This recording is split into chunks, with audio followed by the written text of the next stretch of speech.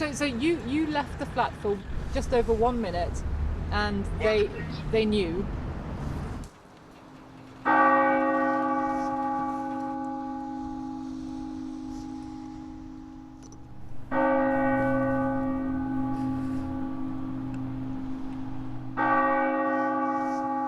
This is my neighbourhood of Moscow, and in all the years I've lived here, I've never seen it this quiet. This is a city that's now in coronavirus lockdown, and although there are some cars here, some people are allowed to go to work. Basically, there's very few people on the streets. And the way that the government here is enforcing this lockdown is to use high-tech surveillance systems.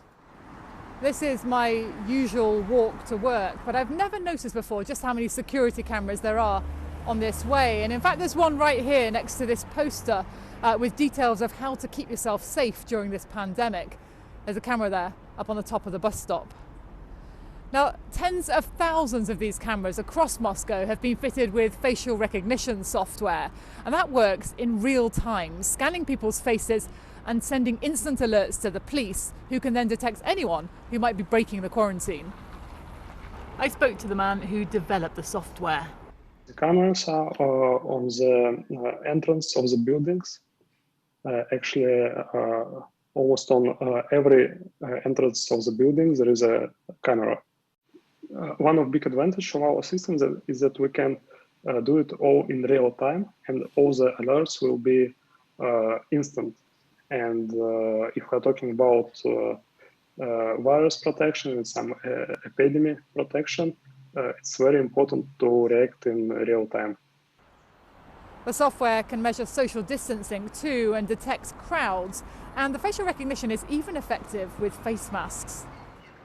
Officials here say hundreds of rule breakers have already been caught, and that includes people who were ordered to self-isolate just in case after foreign trips. Tests for COVID-19. I spoke to one man like that who got busted when he took his rubbish out. The police were at his door within half an hour.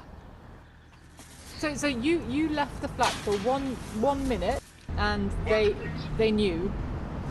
Yeah, and they knew. Yeah. On my question, how? They say that it was a face recognition system. Principle for pandemic, it's okay. After, I hope the world would be the same as it was. I really hope. After that, we don't need this control, this total control. Apart from essential work, Muscovites are now only allowed out of the house to go to the supermarket or to chemists. And soon we'll have to register online and get a code on our mobile phones even to do that. The mayor has announced that that part's on hold for now, but some Russians are still worried. I think Russia is going by Chinese scenario, and they want to get testing all the technologies that now are created in the state to have more control over the people, over their movement. The strict new rules and the very tough punishment for those breaking the quarantine have really cleared the streets here.